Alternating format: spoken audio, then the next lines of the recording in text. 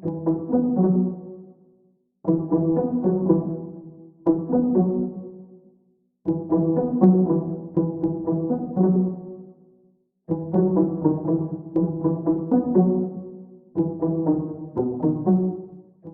raha nahita sy ny raha nahalala fa nafy ny oran'andro tamin'ny iny herinandro iny vokatry ny rivodoza izay tena namily mafy iny faritra atsimon'ny nosy iny ary isan'ny tena nahitana fiakaran'ny rano betsaka ny tany Morondava ka na dia teo aza izay fiakaran'ny rano izay hita fa tsy niraviravin-tanana ireo tompon'andraikitra sy ny mpitandro ny filaminana ary samy nandray andraikitra tandrefy azy avy toandry Colonel Faneva izay tena niditra antsehatra mihitsiny amin'ny fanampiana ireo traboina ka nipitsipitsy ny mahakasika an'izay ny fakafakena amintsika ato anatin'ity vidéo ity ka manasa antsika rehetra naraka an'ity vidéo ity hatramin'ny farany azadiny ny milaiky ny vidéo antsika ary tsarovatra ny miabony amin'ny chaîne antsika mba ahafahanareo manaraka sy tapaka ny vidéo izay rehefa nahita isan'andro tsy ampendela moa isika fa avy hatrany tonga dia vavany ndao ary.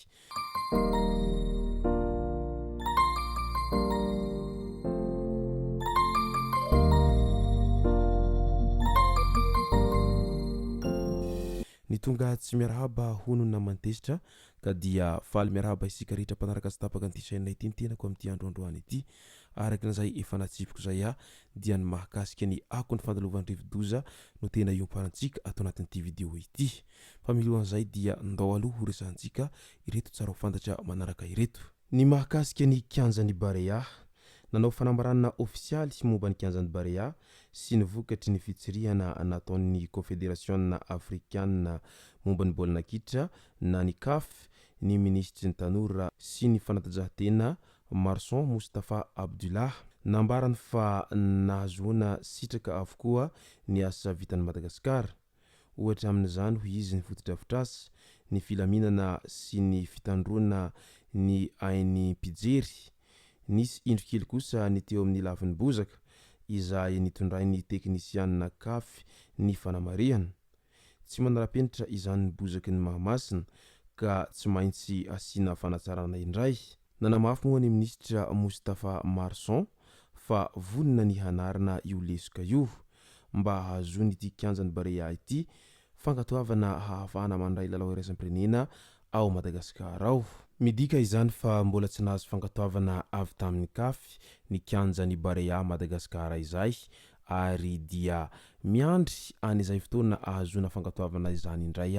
ny mpankafy baolina kitra rehetra amin'izao ankehitriny izao asa raha mba hoviana re no mba ahazo an'izay fankatoavana an'izay io kianjan'ny Barea izay hita fa tena efa nandaniana vola be io amin'izao ankehitriny izao. Loza mifamoivoizana indray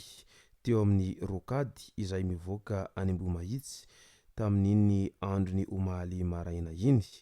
tsy nisy nianana fohy fa fiara telo nipotika. Raha ny fanazavana azo dia anisany tao amin'ilay fiara 4x4 izay miloko fotsy tradoza i Paolo Emilio solonavalona na i Paolo tsy misy atahorana ny aminy saingy tratrany sy ny tarehiny no somary naharary azy noho ny fipoahany aro fiarovana tao anatin'ny fiara na ny airbag araky ny fanazavany. Fandehanana mafy nataony ity fiara kely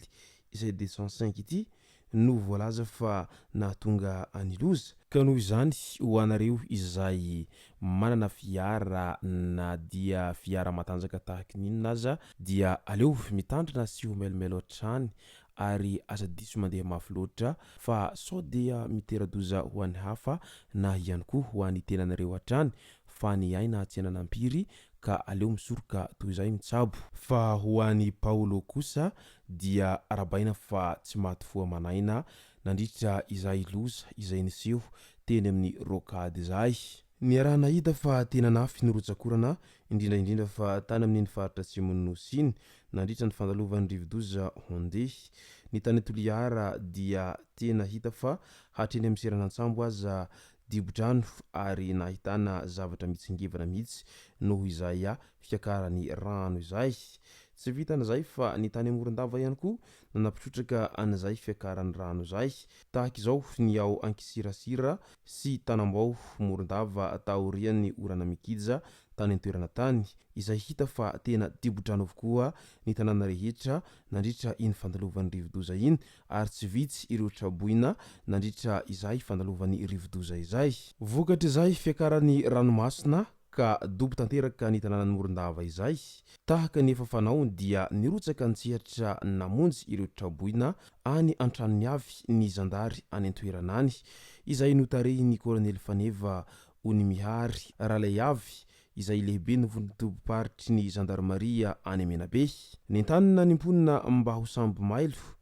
ary nisy ireo voatery nafindra toerana. Araky ny fandaminany manampahefana dia nalefa ao amin'ny faritra na ny quartier Ankisirasira sy Tanambao commune Morondava ireo olona lasibatry ny zaya fiakaran'ny rano izay.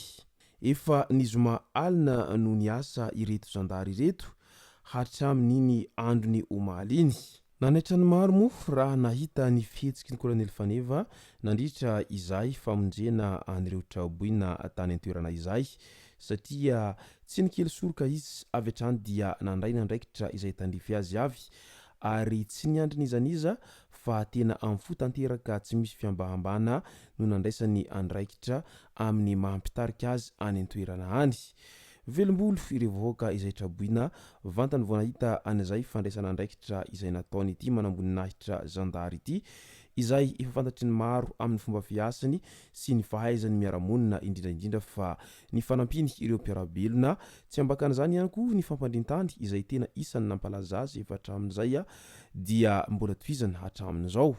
Midika izany fa tena isany manamboninahitra modely raha i Colonel Faneva amin'izao ankehitriny izao ary maromaroa moa ny tahaka azy araky ny nambaran'ireo mponina rehetra izay mahita ny fomba fiasany hatrany. Raha toa azy daholy ireo manamboninahitra sy manampahefana rehetra ataoko angambany fa tena handrosy Madagasikara satria tsy miandry nizaniza fa avy hatrany dia mandray ny andraikitra izay tandrify azy avy izay ary miara-misalasy sy miara-mientana amin'ny vahoaka ihany koa ny tenany amin'izay fandraisana andraikitra rehetra izay hitany fa tokony hasoa na ihany koa afaka hanasoavana ny mpiarabelona izay fa tsy voatery hiandro baiko midina vao manao an'izay fa ny azy dia tena fofeny fitiavana no anaovany an'izany amin'ireo vahoaka sy ny manodidina azy. Raha toaka toy izao daholy ny ho ataon'ireo manamboninahitra ireo ataoko angambany fa tena ho tanteraka ilay hoe Madagasikara tsy maintsy mandroso satria tsy voatery hiandry ny filoham-pirenena vao afaka manao zavatra sy vao afaka manampy ny mpiarabelona sy manampy ny mpiray tanindrazana fa rehefa ao aminao ny finiavana sy ny fitiavan-tanindrazana izay dia mandeha ho azy ny zavadrehetra. Oera velona ny Colonel Faneva ary maromaroa ny tahaka azy. Izay sy zay ny masaka azona roso tao anatin'ity video ity tomboko lasy tomboko vavy misaotra tsika rehetra nanaraka an'ity video ity hatramin'ny farany. Aza diny ny milike ny video antsika ary tsarovatra trany ny miabone amin'ny chaîne antsika mba ahafahanareo manaraka tsy tahabaka ny video zay lefa nahita isan'andro. Tomboko lasy tomboko vavy mankasitraka dia mirary soa.